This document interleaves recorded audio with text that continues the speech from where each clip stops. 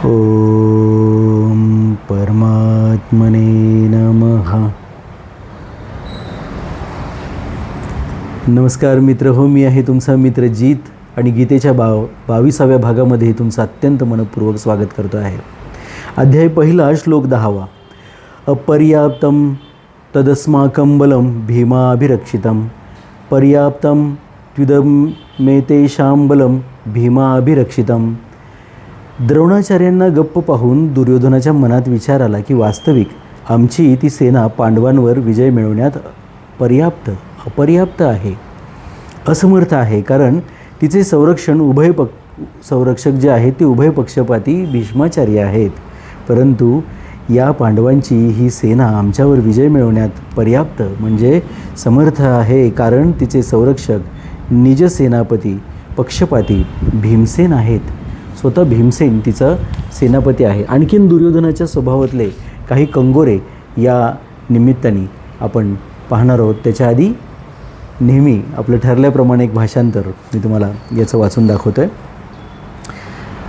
अपरिमित असे आमचे सैन्य भीष्मांनी रक्षिलेले आहे. त्यांचे भीमाने रक्षण केलेले सैन्य मोजकेच आहे.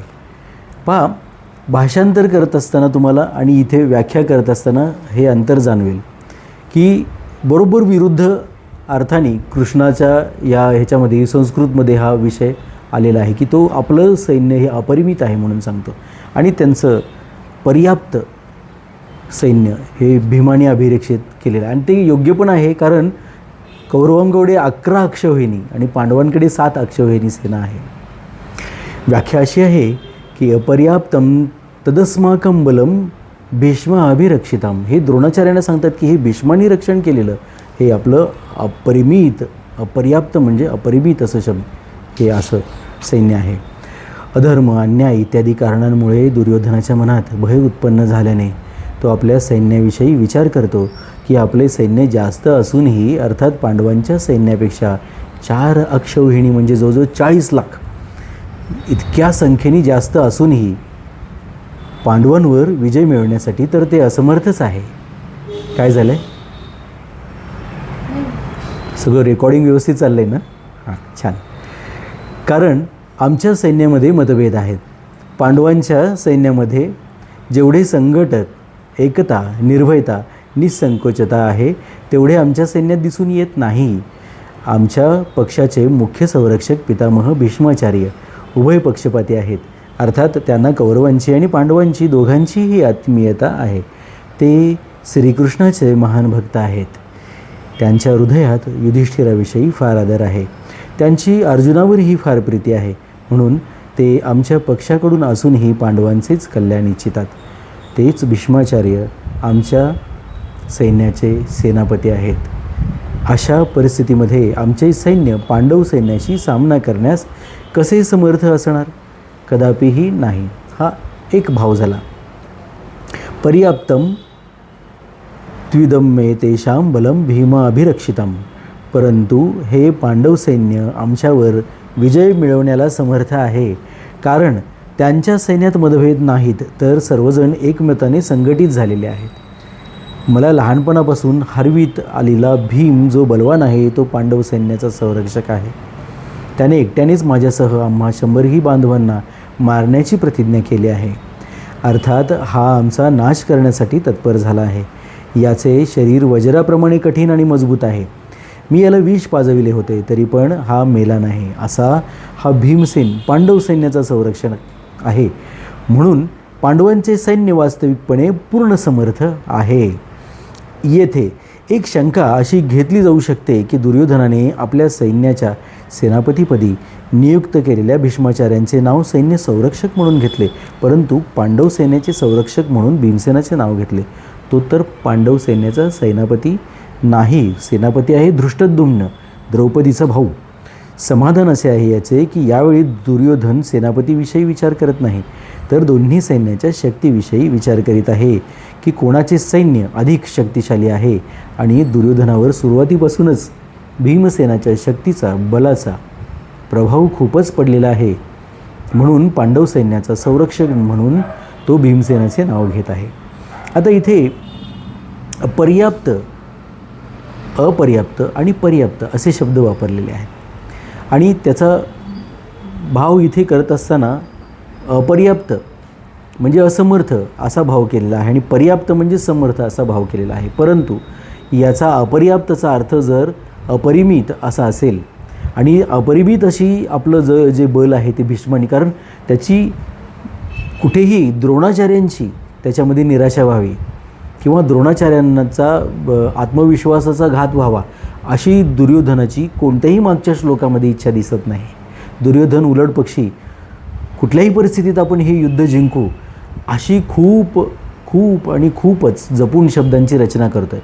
त्यामुळे या ठिकाणी सुद्धा अपरिमित असं आपलं सैन्य भीष्मांनी अभिरक्षित केलेलं आहे आणि परिमित असं मर्यादित असं त्यांचं छोटंसं सैन्य हे भीमाने अभिरक्षित केलेलं आहे. हा दुर्योधनाचा भाव योग्य वाटतो. पहा, दोन सैन्यांच्या संरक्षकांची किंवा रक्षकांची भूमिका इथे काय आहे हे सांगतात. पांडवांचा रक्षक खरं सांगायचं तर भीम नाहीच आहे, धृष्टद्युम्नसुद्धा नाही आहे. त्यांचा नियंता आहे भगवान श्रीकृष्ण, पण त्याचं नाव जपूनच घेतो किंवा तो घेतच नाही. दुर्योधनाने इथे नाव घेतलेलंच नाही कृष्णाचं, आपण हे समजून घेतलं पाहिजे. अर्जुनाचं नाव घेतो पण या ठिकाणी तो भीमाचं नाव घेतो, कृष्णाचं नाव घेत नाही. ह्याची एक सहज भूमिका आहे की या ठिकाणी भीमाने ज्या प्रकारच्या प्रतिज्ञा केलेल्या आहेत लक्षात घ्या, त्या प्रतिज्ञांची इथे ही आठवण करून देण्याच्या दृष्टीने दुर्योधन द्रोणाचार्यांना सांगतो की भीमांच्या या कृतीला तुम्हाला आळा घालायचा आहे.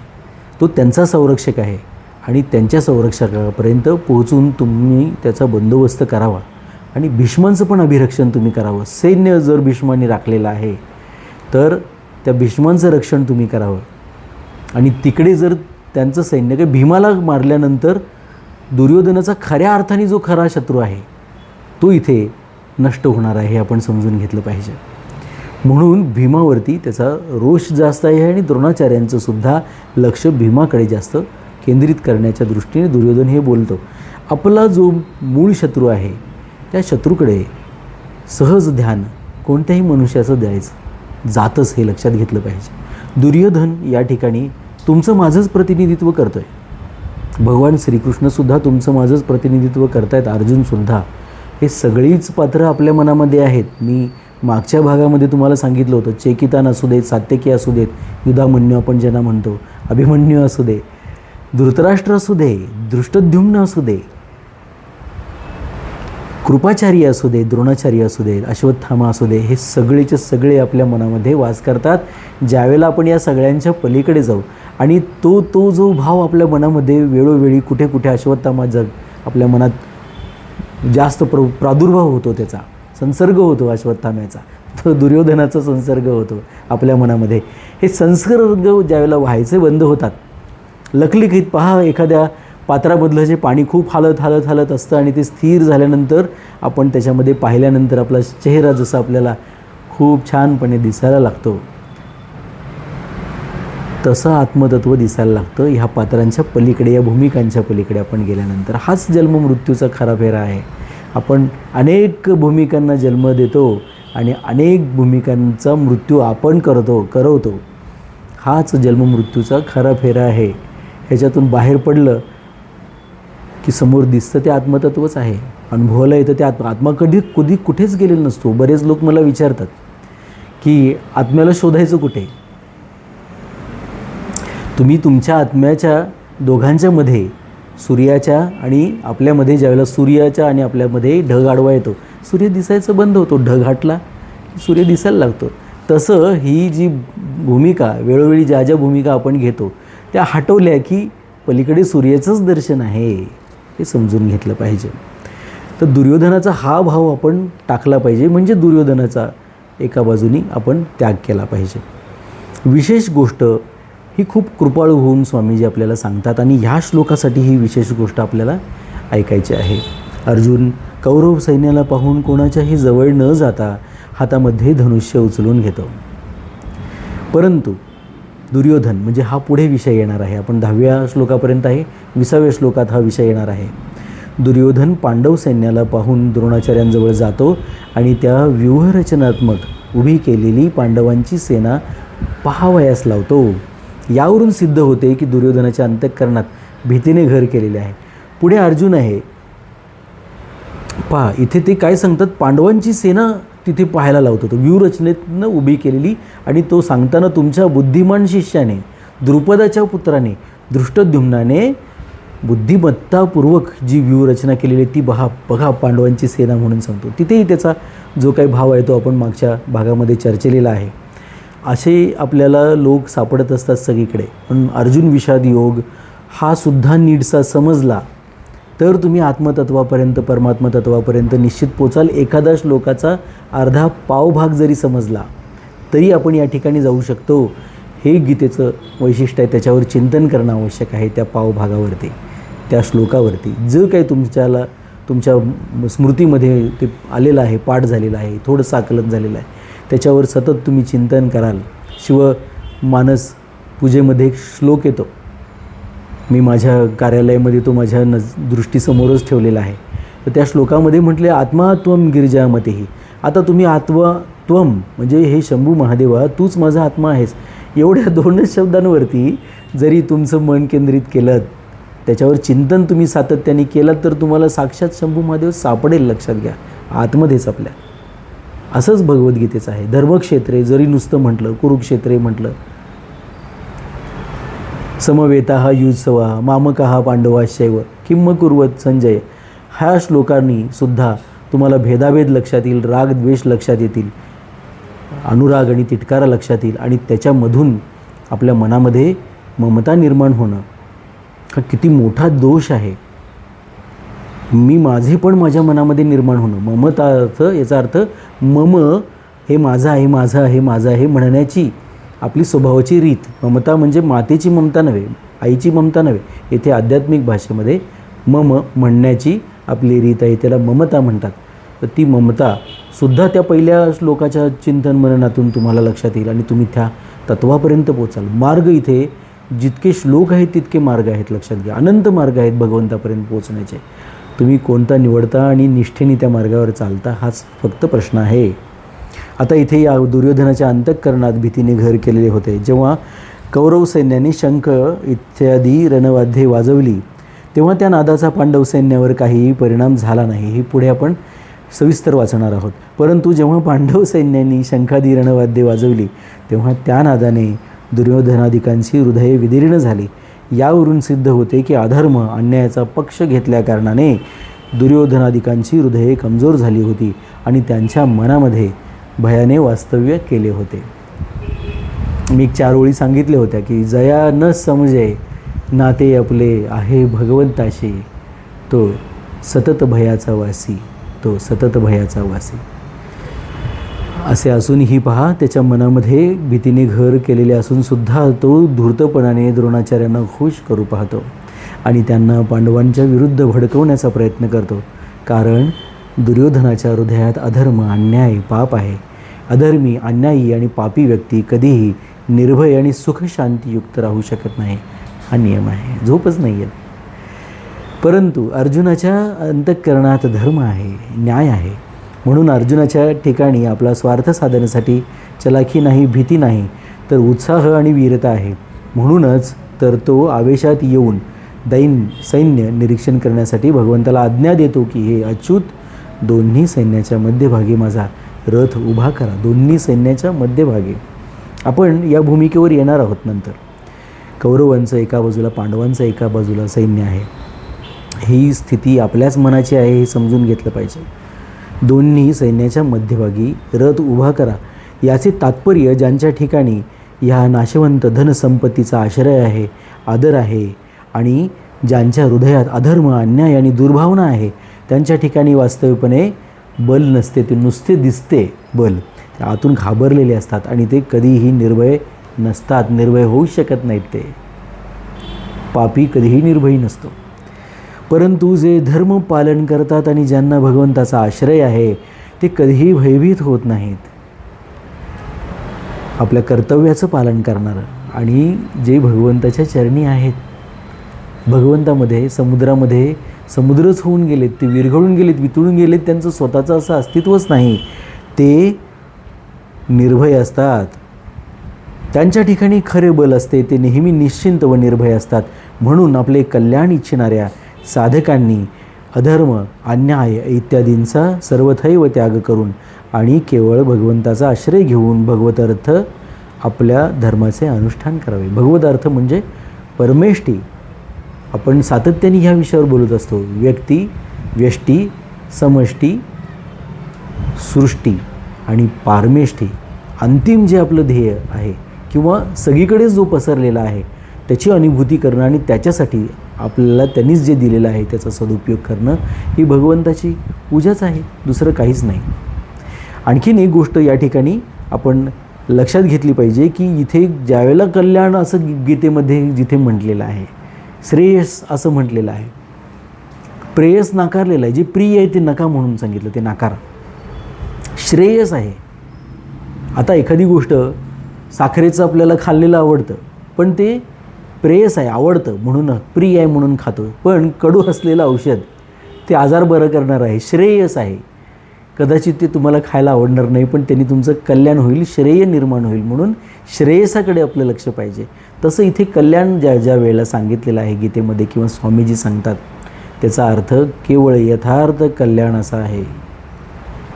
पुन्हा एकदा सांगतो, मी वकील आहे तर मला वाटेल की माझं कल्याण आता भगवंत करणार. कुणाचं तरी ऐकणाऱ्याचा तसा मनामध्ये भाव निर्माण होईल की हे भगवंताचं सगळं केलं. बऱ्याच जणांना वाटतं की आपण भगवंताचं काहीतरी करू शकतो.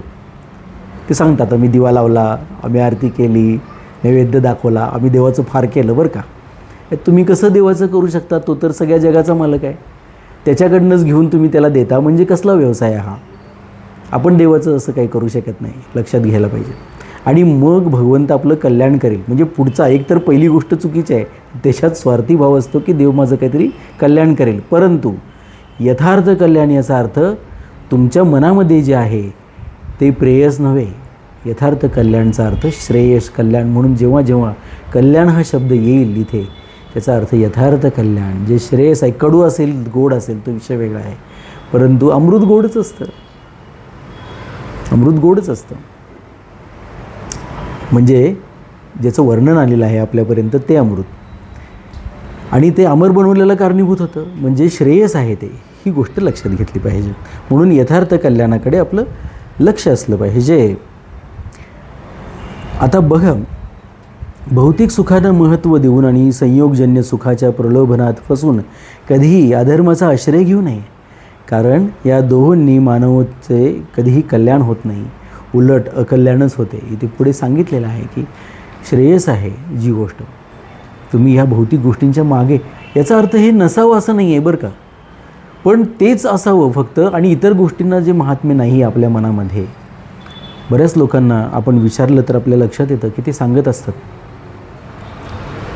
हे मिळालं की मी ते करणार, ते मिळालं की ते करणार, बायकोसाठी करणार, मुलासाठी करणार, आईवडिलांसाठी करणार, जगासाठी करणार, जे काय असेल ते.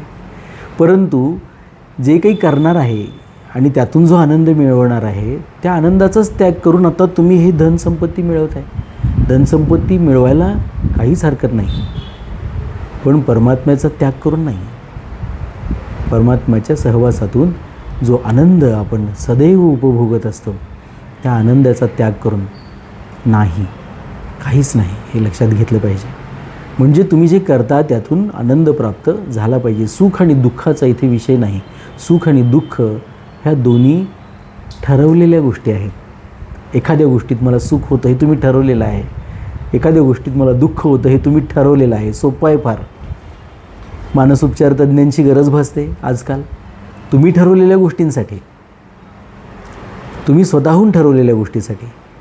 मग ठरवायचंच असेल तर आनंदी राहायचं ठरवा, कारण आनंद हा कुठल्याही बाह्य गोष्टीवर अवलंबून नाही. सुख आणि दुःख हे बाह्य गोष्टीवर अवलंबून असतात. आनंद हा तुमच्या तो आत्मानंदच आहे. आनंद या शब्दाचा अर्थच आत्मानंद आहे. तो आत्म्यावरतीच अवलंबून आहे, कशावरच दुसऱ्या गोष्टीवर अवलंबून नाही, नसतो. हे आपण समजून घेतलं पाहिजे. त्यामुळे सुखा दुःखाच्या हे फेऱ्यात नका सापडू, तेव्हा अकल्याण होईल, लक्षात घ्या. आता आणखीन एक स्वामीजींचा उपकार म्हणजे परिशिष्ट भाव. आज आपण ही विशिष्ट गोष्ट ऐकली. परिशिष्ट भाव तो काही श्लोकांच्या मागे हे दिलेलं आहे, विशिष्ट गोष्ट दिलेली आहे, विशेष गोष्ट, परिशिष्ट भाव दिलेला आहे. परिशिष्ट भाव सांगतात की अर्जुनाने अस्त्रशस्त्राने सुसज्जित नारायणी सेनेचा त्याग करून निशस्त्र अशा भगवान श्रीकृष्णाचा स्वीकार केला होता. श्रीकृष्णाने असे म्हटल्यावरती पहा, भारताच्या उद्योग पर्वामध्ये आलेली ही गोष्ट आहे की श्रीकृष्णाने असे म्हटल्यावर कुंतीपुत्र धनंजयाने संग्रामभूमीत अस्त्रशस्त्रांनी सुसज्जित एक अक्षौहिणी नारायणी सेनेचा त्याग करून युद्ध न करणाऱ्या निशस्त्र अशा भगवान श्रीकृष्णालाच आपले सहाय्यक म्हणून निवडले. आणि ते काय करतात? सारथी ते पण अर्जुनाचे. सगळे सैन्याचं संचलन वगैरे काही नाही, लक्षात घ्यायला पाहिजे. परंतु आपल्याला सगळ्यांना माहिती आहे की 5 पांडव त्यांनी जिवंत ठेवले, 100 कौरव त्यांनी मारले, एकही कौरव जिवंत राहिला नाही. आणि त्याच्या मागे हा भगवंत आहे. अन्याय अशा पद्धतीने संपवला जातो हे भगवंतानी आपल्याला सांगितलेलं आहे, शिकवलेलं आहे. आणि दुर्योधनाने भगवंतांना सोडून त्यांची नारायणी सेना तिचा स्वीकार केला होता. तात्पर्य हे आहे की अर्जुनाची दृष्टी भगवंतावर होती आणि दुर्योधनाची दृष्टी वैभवावर होती. ज्याची दृष्टी भगवंताकडे, परमात्म्याकडे, आत्म्याकडे असते त्याचे अंतःकरण बलवान असते, कारण भगवंताचे बल सत्य आहे.